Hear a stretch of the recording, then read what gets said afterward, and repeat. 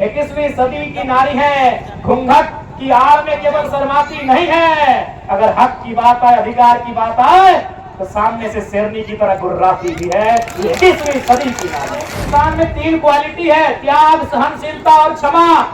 तो इंसान महान है, लेकिन एक स्त्री जन्म से 3 क्वालिटियों के साथ आती है, वो जन्मजात महान।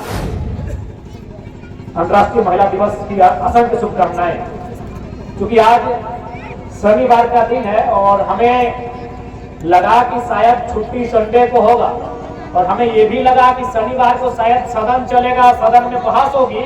और हम अपना डायरी में लिख के आए थे, हम लिख के आए थे कि कोयला पे लेके किस दिन बहस करेंगे, विस्थापन को लेकर कब बहस करेंगे, जेपीएससी चेयरमैन की नियुक्ति को लेकर कब बहस करेंगे। हम पूरा 20 दिन का शेड्यूल बना के आए थे कि कब कब हमको क्या बहस करना है। और 8 तारीख को, चूंकि हमको आइडिया नहीं था कि 8 तारीख को शनिचर होगा, छुट्टी मिलेगा, आज हम अपनी डायरी में लिख के आए थे कि जब 8 तारीख को मेरा सदन में, विधानसभा के अंदर जब मेरा बात रखने का समय आएगा, तो आज हम सरकार आसन के माध्यम से, आसन यानी जो सदन है, जो स्पीकर है, उनके माध्यम से राज्य की सरकार से आज हमारा मांग होता, डिमांड होता कि राज्य में 33% आरक्षण महिलाओं को तमाम नौकरियों में दिया जाए। ये मांग आज हम करने वाले थे, लेकिन चूंकि आज छुट्टी हो गया है, कोई बात नहीं। अभी हर एक विभाग का बजट पे चर्चा होता है। जैसे कल ग्रामीण विकास पंचायती राज के बजट पे चर्चा था, परसों कृषि विभाग के बजट पे चर्चा था, तो जिस दिन महिला कल्याण बाल विकास के बजट पे चर्चा होगा, हम आपको कह के जा रहे हैं, और हम जो कहते हैं वो करते हैं। जब चर्चा होगा और उस चर्चा में जब हम भाग लेंगे, तो पूरी मजबूती के साथ कहेंगे कि हमारी बहनों को, हमारी दीदियों को, आधी आबादी को कम से कम अभी 1/3 आरक्षण इस राज्य में देने का काम करेंगे। तमाम नौकरियों में, चाहे वीडियो बनने का बात हो, सीईओ बनने का बात हो, दरोगा बनने का बात हो, हवलदार बनने का बात हो, इंजीनियर बनने का बात हो, इस राज्य की तमाम नौकरियों में 100 में 33 महिलाओं को सुनिश्चित करना होगा। ये मांग रखेंगे, क्योंकि ये समय, ये 21वीं सदी का समय है। निसंदेह ये समय महिला सशक्तिकरण का है, लेकिन हमें इस बात को नहीं भूलना होगा, जैसा दमयंती दीदी ने अपनी व्यथा को सुनाया, देवेंद्र दादा ने भी अपनी व्यथा को सुनाया, कि हमने संघर्ष किया है, सरकारों ने प्रयास किया है, और आम जनमानस में भी एक चेतना जगी है कि समय बदला है। लेकिन इसके बाद भी हमें इस बात को मानना होगा कि आखिर ये जो समाज है, जो कई हजार सालों से जिसका अस्तित्व है, इसकी सोच कहीं ना कहीं पुरुष प्रधान रही है। ये जो समाज है, इस समाज का जो आधार है, इस समाज का जो व्यवहार है, ये आपको मानना होगा। भले वो आपके भाई हैं, आपके चाचा है, आपके मामा है, या आपके पति हैं, या आपके कोई भी है तो पुरुष। और ये समाज का जो आचरण रहा है, व्यवहार रहा है, वो कहीं ना कहीं पुरुषवादी रहा है। इसीलिए तो सन 1950 में इस देश के राष्ट्रपति बने थे डॉक्टर राजेंद्र प्रसाद। 75 साल बाद आज इस देश की राष्ट्रपति हैं द्रौपदी मुर्मू। उनको भी राष्ट्रपति बोला गया था, और आज इनको भी राष्ट्रपति बोला जाता है। यानी 75 सालों में इस पुरुष प्रधान देश को महिला के लिए वो शब्द नहीं मिला कि अगर महिला यहाँ आएगी तो उसे क्या कहेंगे। अरे भाई ठीक है, पुरुष राष्ट्रपति हो सकता है, एक महिला के लिए तो अलग शब्द होना चाहिए था, या फिर कोई ऐसा शब्द चुनते राष्ट्रपति के लिए जो दोनों के लिए होता। बताइए, राष्ट्रपति महिला के लिए उचित है? यानी 75 सालों में इस देश के बुद्धिजीवी लोगों को एक शब्द नहीं मिला कि अगर कोई महिला यहाँ पे आएगी तो उसे क्या कहेंगे। राजेंद्र प्रसाद भी राष्ट्रपति, डॉक्टर एपीजे अब्दुल कलाम भी राष्ट्रपति, प्रणब मुखर्जी भी राष्ट्रपति, और प्रतिभा सिंह पाटिल और द्रौपदी मुर्मू भी राष्ट्रपति। तो ये आपको मानना होगा, ये पितृ प्रधान सोच की देन है। अभी एक हम लोग कहावत पढ़ते हैं अंग्रेजी में, मैन इज मॉर्टल। कहा भाई वोमेन कहाँ चली गई? वो अमृत पी क्या है क्या? पढ़ा है अपनी अंग्रेजी में कहावत होगा, मैन इज मॉर्टल। मैन माने क्या? पुरुष। महिला कहाँ चली गई भाई? तब दोनों शब्द दोनों को इंक्लूड कहने किए कि man and women are immortal, sorry mortal. तो कहीं ना कहीं ये जो सोच रही है, सोच हजारों सालों की है। अब ये छोटा सा उदाहरण देते हैं, क्योंकि इस उदाहरण को देने के बाद हो सके मेरी बहुत सारी लोग आलोचना करें, हमारी बुराई, हमारा टांग खींचे, लेकिन सच बात सुनाते। अभी सपोज है हमारी कोई नानी है, दादी है, चाची है, मामी है, मौसी है, अगर वो अपने पति के जिंदा रहते अगर स्वर्ग सिधारती है, 70 साल उम्र, 80 जितना भी 100 साल ही कहना है, हम उनको क्या कहते हैं? सुहागन कहते हैं ना। यानी पति जिंदा है और अगर वो स्वर्ग सिधारती है, सुहागन। लेकिन बेचारी अगर पति पहले गुजर जाए तो अभागन। एक छोटा सा लॉजिक देखिएगा, जनरली यहाँ जितने लोग शादीशुदा हैं, भाई हम भी नहीं है और देवदादा भी नहीं है, तो जितने लोग शादीशुदा हैं, बेबी भी नहीं की अभी, तो जितने लोग शादीशुदा है, आप थोड़ा सा स्टडी किया, जितनी है जितने हैं, नहीं करने से भी 2-3 हजार लोग हैं, इनमें से नहीं करने से भी 1000 लोग शादीशुदा हैं। आप हमको एक रिपोर्ट बताइए तो कि लड़का का उम्र ज्यादा है कि लड़की का? लड़का का। एक दो को अपवाद होगा, मुश्किल से एक भी, हमें लगता है यहाँ एक भी नहीं होगा। यानी 1000 में 1000 जो शादी हुआ है उसमें लड़का 5 साल लड़की से बड़ा है, कोई 10 साल बड़ा है, कोई 4 साल बड़ा है, कोई 15 साल बड़ा है कि नहीं? और आप क्या चाहते हैं? एक तो अपनी उम्र की छोटी लड़की से शादी भी की है और चाहते हैं मेरा जीते जी तुम मरेगी तब तुमको सुहागन करे। यानी एक तो कम उम्र में शादी करके लाए हैं और क्या चाह रहे हैं कि हमसे 2 साल पहले ही मर जाओ। भाई हो सके मेरे इस स्टेटमेंट के बाद मेरी लोग आलोचना करें कि आप ये क्या कर रहे हैं, लेकिन थोड़ा सा दिमाग से सोचा जाए, ये व्यवहार उचित नहीं है, क्योंकि सोच पुरुषवादी है। इस समाज का निर्माण ही पुरुषवादी सोच से हुआ है। सिंपल बात है कि तुमसे शादी भी करेंगे, तुम छोटी है हमसे 10 साल और हमसे 10 साल पहले से गुजर जाओ तब ठीक है। इसलिए क्योंकि ढांचा पुरुष प्रधान का रहा है, बदलाव हुए हैं, संघर्ष हुआ है। महापुरुष चाहे ज्योतिबा फुल्ले रहे, डॉक्टर भीमराव अंबेडकर रहे, यह तमाम महापुरुष संघर्ष किए हैं, लड़ाई लड़े हैं। लेकिन यह भी सच्चाई है कि 75 साल में महिला अगर इस राष्ट्र की संवैधानिक सर्वोपरि पद पर आ जाए तो उसके लिए एक शब्द नहीं खोज पाए हैं। यह भी सत्य है हमारे देश का। खैर, दमयंती दी ने जो हमारी तमाड़ की विधायक की प्रत्याशी रही हैं, बहुत सुंदर इन्होंने कहा कि जब आप इतिहास को लिखेंगे आने वाली पीढ़ियां आपकी कसमें खाएंगी।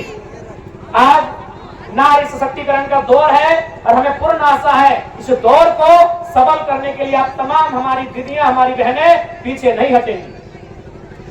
सबसे महत्वपूर्ण बात और एक बात दीदी लोग, क्योंकि हमेशा इस विषय पे आता है, पुरुष और नारी की जब बात आती है तो लोग कहते हैं कि नारियां कोमल होती हैं, और अक्सर कविताओं में देखिएगा, शेरो शायरी में आप पढ़िएगा, जब एक स्त्री की बात आती है तो कोमल, सरल, नाजुक इन शब्दों का प्रयोग किया जाता है। क्योंकि मैं आपको कहना चाहूंगा, जितनी मेरी दीदियां हैं, अगर कोई इन शब्दों का आपके लिए प्रयोग करे तो उसमें हतोत्साहित होने की आवश्यकता नहीं है। ये विधि का निर्णय है आपके लिए। जिसने संसार को बनाया है, कोई ईश्वर कहे, कोई अल्लाह कहे, कोई वाहे गुरु कहे, कोई मरांग गुरु कहे, कोई बूढ़ा बाबा कहे, कोई प्रकृति कहे, जिसने भी ईश्वर, जिसने भी संसार को बनाया है, उसने वास्तव में बनावट की दृष्टि से पुरुषों की तुलना में स्त्रियों को मुलायम बनाया है। मेरा तर्क सुनिएगा, क्यों हो सके मेरी आलोचना आप कर दें कि आप स्त्रियों के लिए मुलायम, सरल, कोमल शब्द का प्रयोग कर रहे हैं, लेकिन मेरा तर्क सुनिएगा। अच्छा, आपने मिट्टी के बर्तन को बनते हुए देखा है? अच्छा, अगर एक बात बताइए, अगर मिट्टी कठोर है तो क्या वो बर्तन बनेगी? नहीं बनेगी ना। यानी मिट्टी को पानी में गीला करना पड़ता है, यानी कोमल। मिट्टी अगर कोमल बनेगी तभी वो बर्तन बनेगी। आपने लोहा को देखा है तलवार बनते हुए? क्या जो लोहा कठोर है, रड के समान है, वो तलवार बनेगा? नहीं बनेगा। उस लोहे को अगर आग में गलाएंगे, तपाएंगे, यानी कोमल, उसके व्यवहार में परिवर्तन करके उसे कोमल बनाएंगे, उसे नाजुक बनाएंगे, तभी वो तलवार बनेगा। तो मेरे कहने का मतलब है, कोमल उसको बनना पड़ेगा जिसको आविष्कार करना। आप बिना कोमल बने, बिना सरल बने, बिना कोमल बने आप आविष्कार नहीं कर सकते हैं। आप एक जंगल की लकड़ी को ले आइए, वो लकड़ी तभी सीधी होगी। तो आविष्कार करना है, आविष्कार मतलब सृजन, आविष्कार यानी नया, तो आपको कोमल बनना पड़ेगा। और विधाता ने स्त्रियों को उनके गर्भ में आविष्कार का जिम्मा सौंपा है। ये विधाता का निर्णय है, ये प्रकृति का अटल सत्य है कि जिसको आविष्कार करना है उसे कठोर बन के नहीं, कोमल बनना होगा।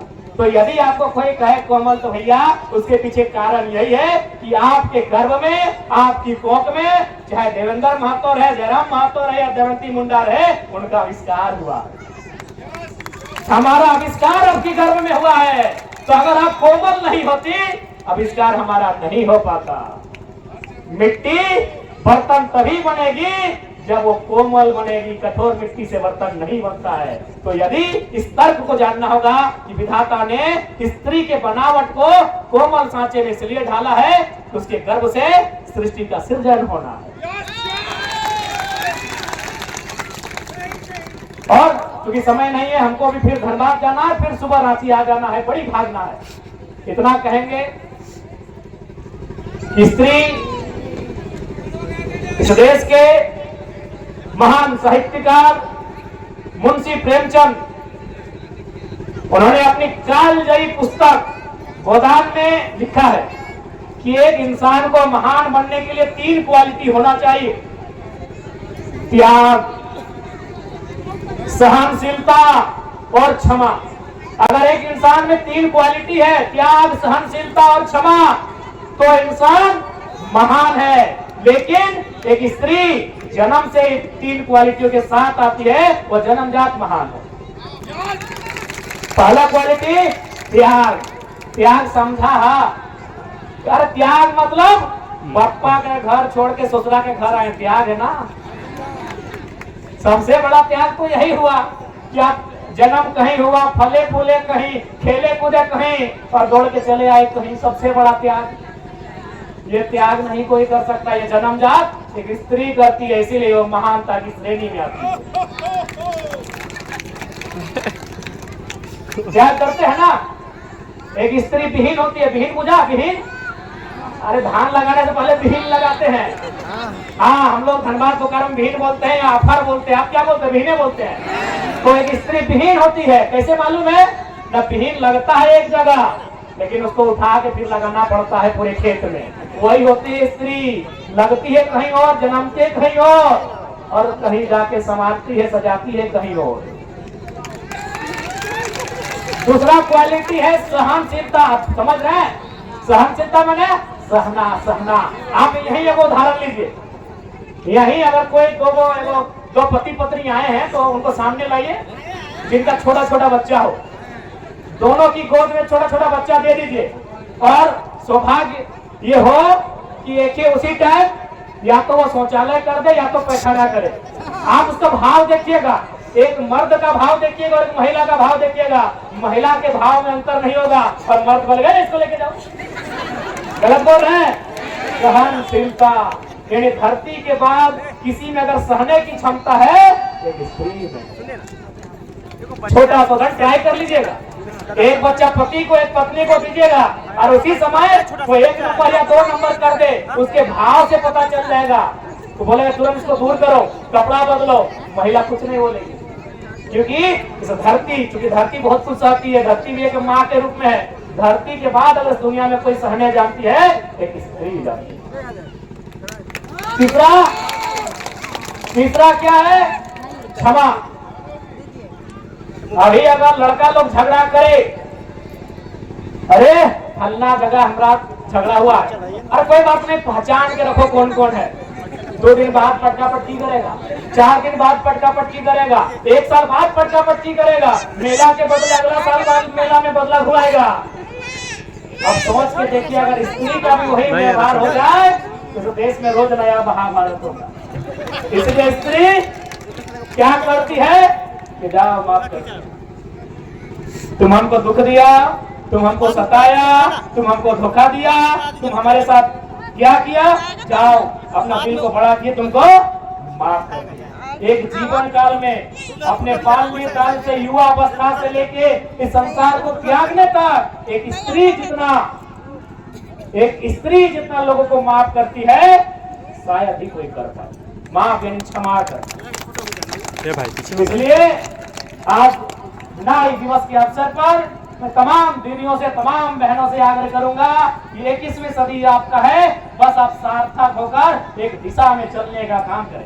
हम सब इतना ही कहेंगे कि यहाँ 21वीं सदी की नारी है, ये केवल बेलन लेकर रोटी ही नहीं पकाती है, ये बेलन लेकर केवल रोटी ही नहीं पकाती है, जरूरत पड़े तो बम लेकर दुश्मनों के टैंक भी फोड़ आती है।